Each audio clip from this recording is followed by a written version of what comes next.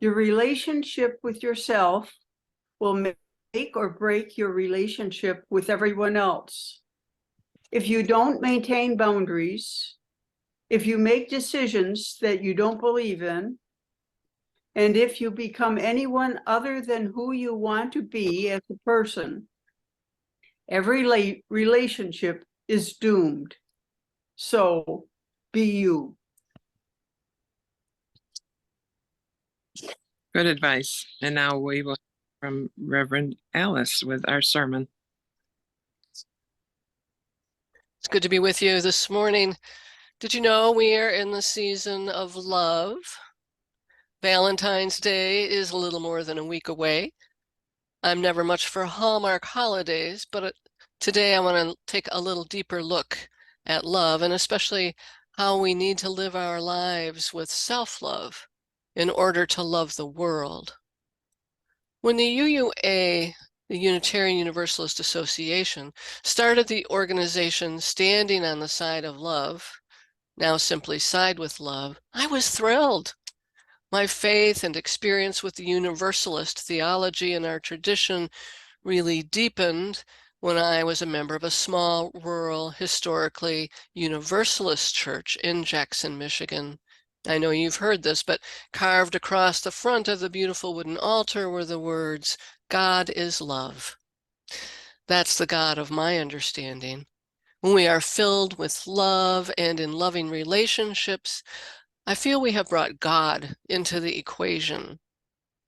Love is that theological point of view on the nature of God and the universe. It is the creative spirit among us and within us. Universalism originally meant that God's love is for all, that God would not damn anyone to hell for eternity because God loves us all. Now, sometimes that can be a little bit hard to swallow. I have no doubt you can imagine a few people who deserve hell. But isn't this what we say? We welcome all. We affirm the worth and dignity of all. Side with Love offers us the opportunity to pay attention to our faith's universalist side and its focus on love. I want you to think back to the early 2000s when there was a major push in the country for fully inclusive marriage or gay marriage. Unitarian Universalists clearly stood on the side of love then. In 2008, Standing on the Side of Love became a slogan, and the Reverend Jason Shelton wrote the song that's in our teal hymnal by that name. Now, he wrote that song following a mass shooting at the Tennessee Valley Unitarian Universalist Church in Knoxville, a congregation that was targeted because of their welcoming stance for LGBTQ plus people and their other liberal positions. The UUA was inspired by the outpouring of love and launched the Standing on the Side of Love campaign in 2009. Their goal was to harness love's power to challenge exclusion, oppression, and violence based on sexual orientation, gender identity, immigration status, race, religion, or any other identity. More recently, disability rights activists objected to the exclusionary and ableist language of standing. The movement changed its name to Side with Love. Jason Shelton asked us to change the song to Answering the Call of Love. And he really didn't like the idea of taking sides. But Side with Love is active all year, working for inclusion and justice. But there's an annual focus from the date of Reverend Dr. Martin Luther King Jr.'s birthday on January 15th and Valentine's Day, and it's called 30 Days of Love. There are weekly themes, and this year they include interdependence, embodiment, healing, and resilience. All of these themes have a justice orientation underneath them. Love as justice. Perhaps it is, as Cornel West said, justice is what love looks like in public. I have to say, I am pretty thrilled that the proposed draft to Article 2 puts love at the center of our UU values. Let me just show you what it looks like at the moment.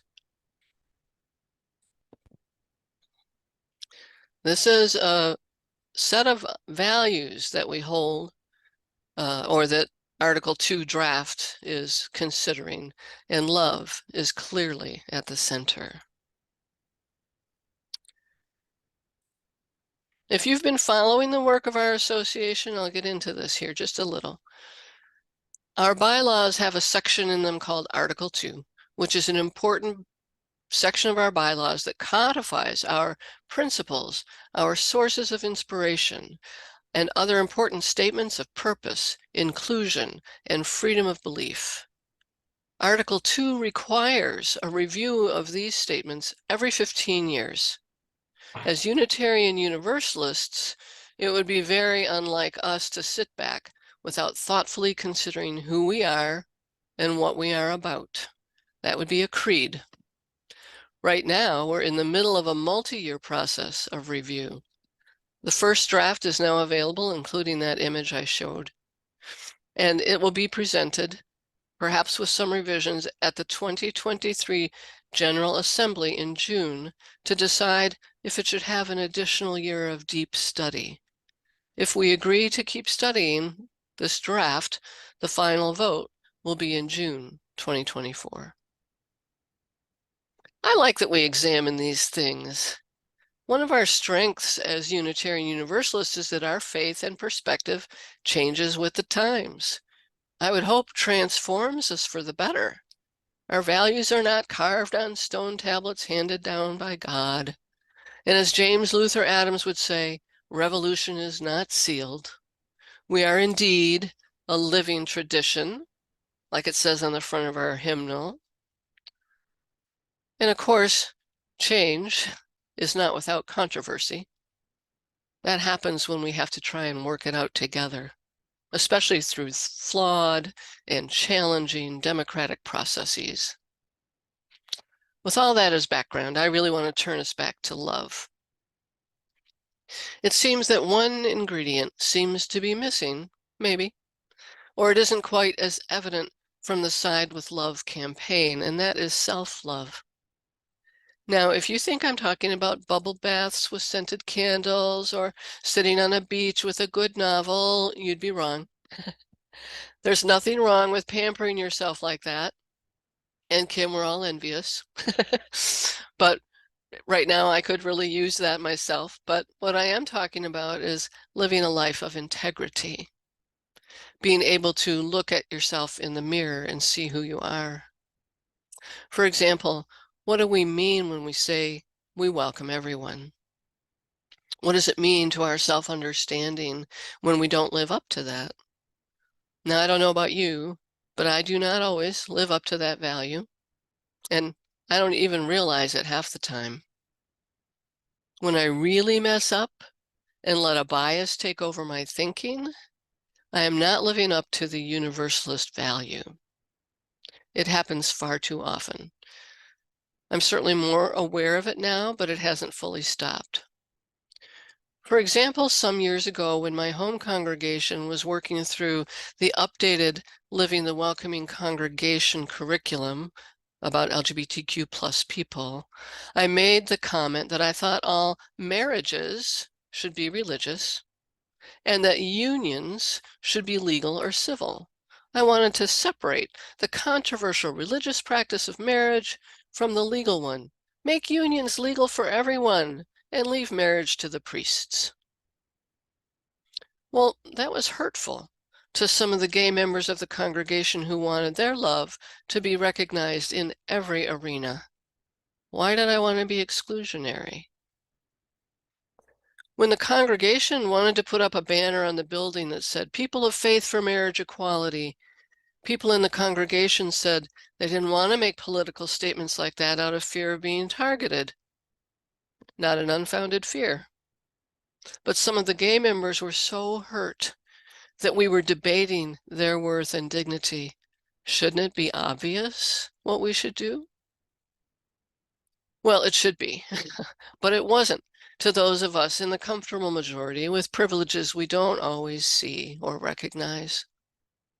If I learned anything from these debates, it is that I may be bright and thoughtful, but if I'm going to make decisions, I need to center the voices of those who are on the margins of decision-making, but face the brunt of inequities.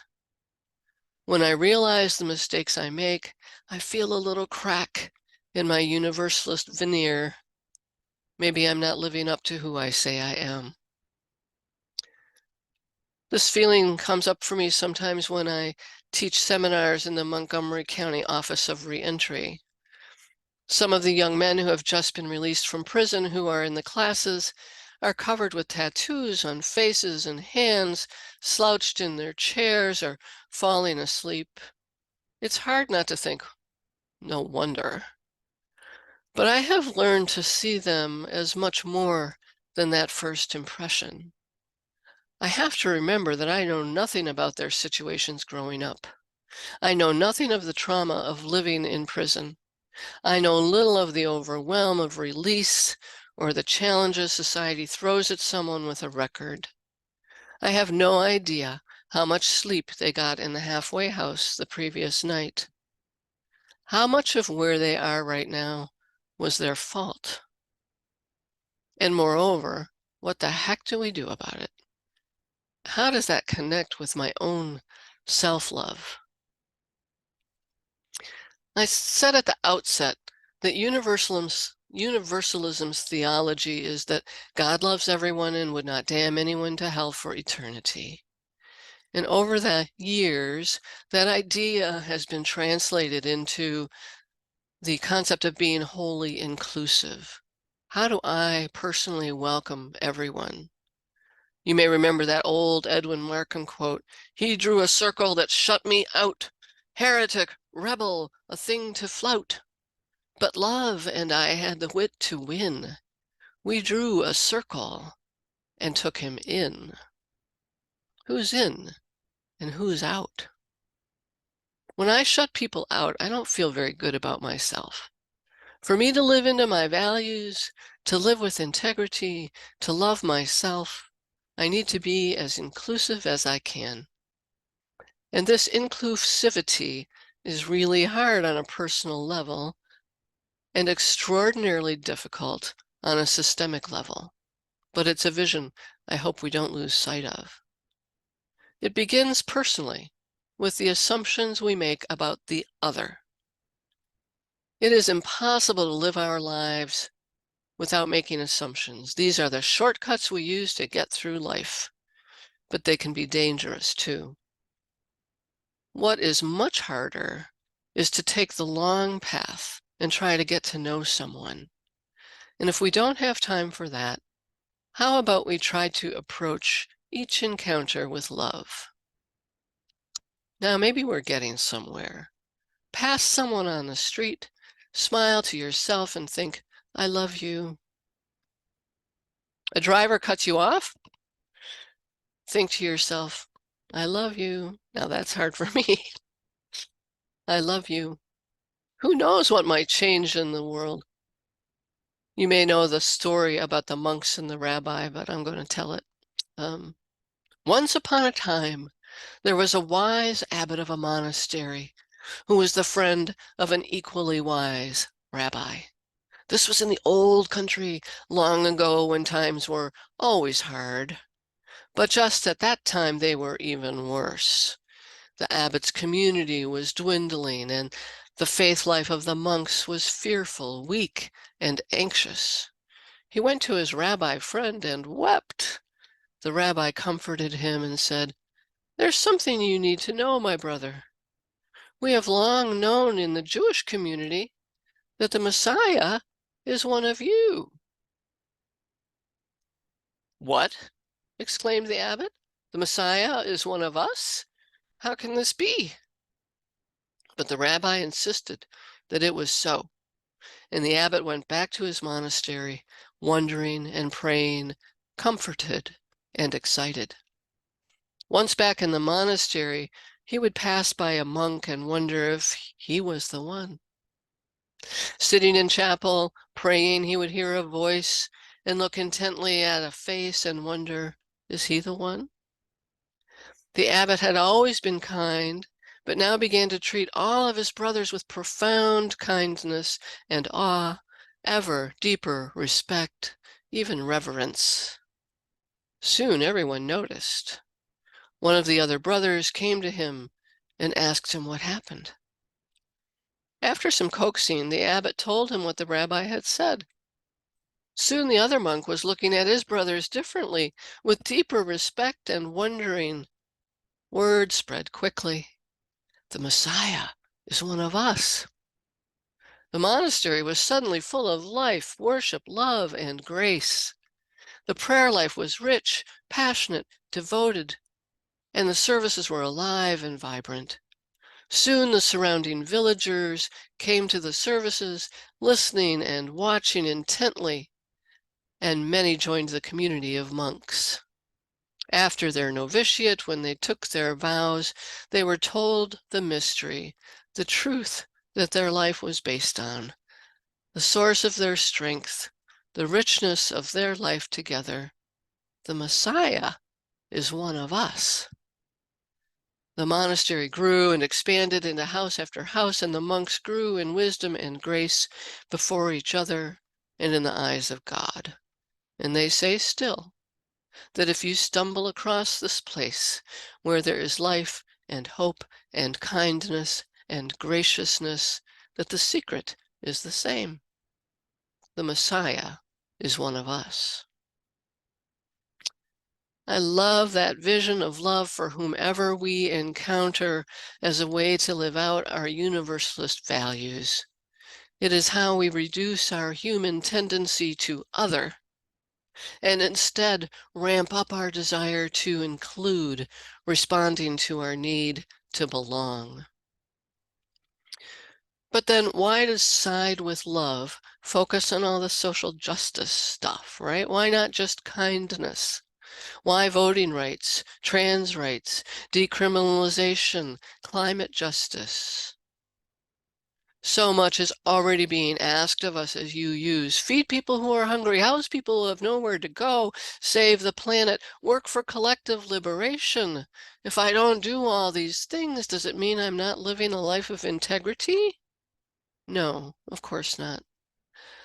Living a life of integrity means living into who we say we are in our daily interactions and in the systems we create, affirm, and promote. While love of the person in front of us is essential, so is our love for the larger world. We can't base our world solely on one-to-one interactions. Too big. How does love manifest itself in our social world? Well, in order for people to belong, the barriers and the othering have got to go. Well, let's talk about targeted universalism. Say what? Alice, you might say, isn't that an oxymoron? Doesn't universalism mean everyone is equal and worthy, right? We wish. Law professor John A. Powell, in his book Racing to Justice, coined the term targeted universalism to get past the trends in our nation toward colorblindness. Being colorblind means we don't see race, and therefore we are universally equal. Well, I think we all know it really doesn't work that way. And I admit that often the first thing I notice about someone when I meet them is their race and or their gender. And sometimes I get confused if I can't tell. I've really worked on this implicit bias. And as a nation, we have lots of policies that are supposed to help people, help everyone through a safety net that helps everyone. But there are always barriers and exclusions.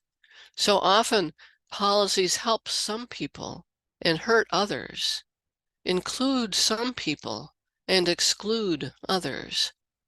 And even though the barriers that we create, the boundaries that create others, that create the haves and the have-nots, are starting to be dismantled, they have been centuries in the making, and they will not come down easily.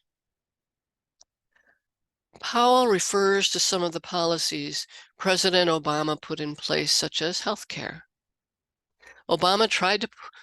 Powell writes that Obama created a two-step process, establishing universal first, and then targeting programs aimed at eliminating disparities. For example, in healthcare, it was made easily available for everyone, universal. And to target low-income people, he wanted to expand Medicaid so people could afford it.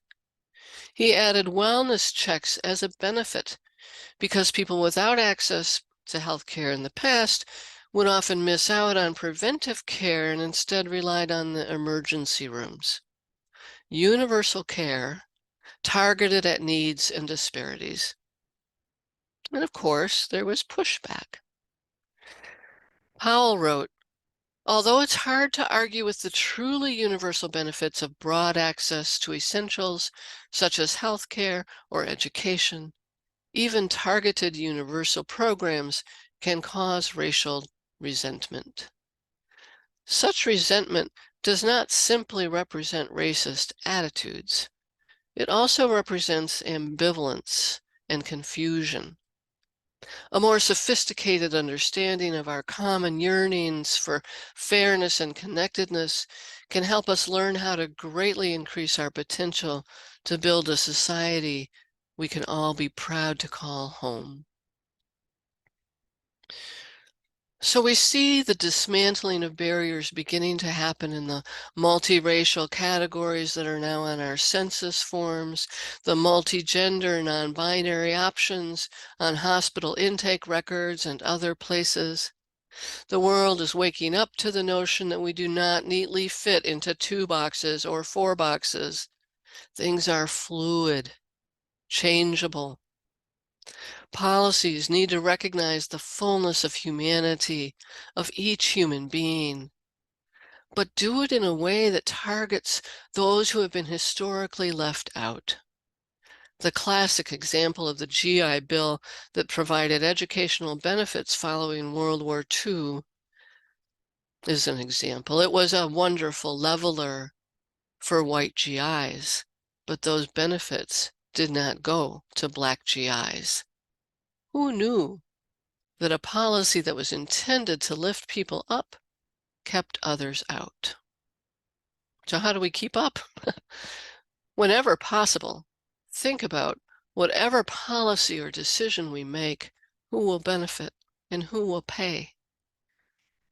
If Congress removes the Voting Rights Act, which they're talking about, what new tests will be developed to ensure that someone is unqualified to vote or excluded? If 2 men can get married, can a man really put a photo of his husband on the desk and ensure he won't be fired?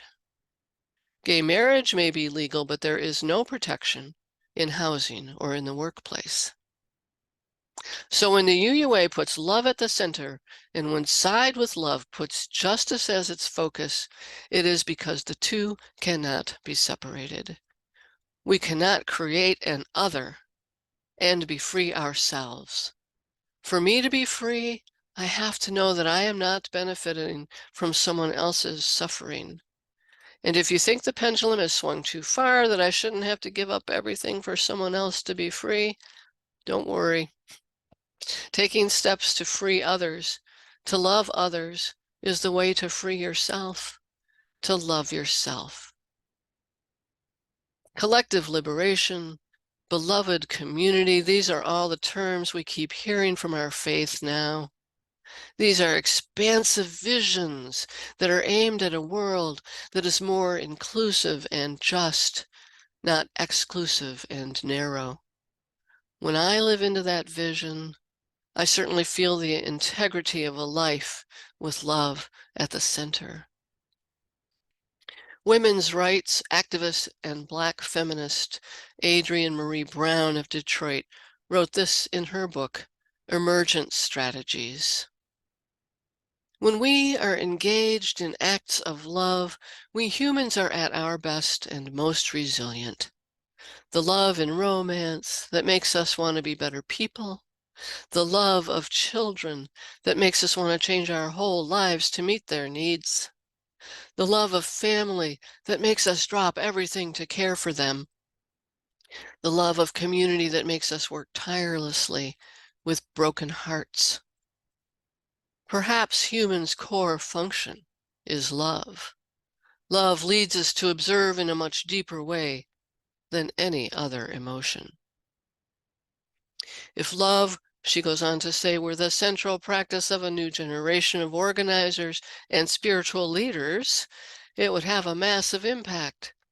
If the goal was to increase the love rather than winning or dominating a constant opponent, I think we could actually imagine liberation from constant oppression. We would suddenly be seeing everything we do, everyone we meet, not through the tactical eyes of war, but through eyes of love. We would see that everywhere there is complex, ancient, fertile ground full of potential. She concludes, we would understand that the strength of our movement is in the strength of our relationships, which could only be measured by their depths. Scaling up would mean going deeper, being more vulnerable, and more empathetic.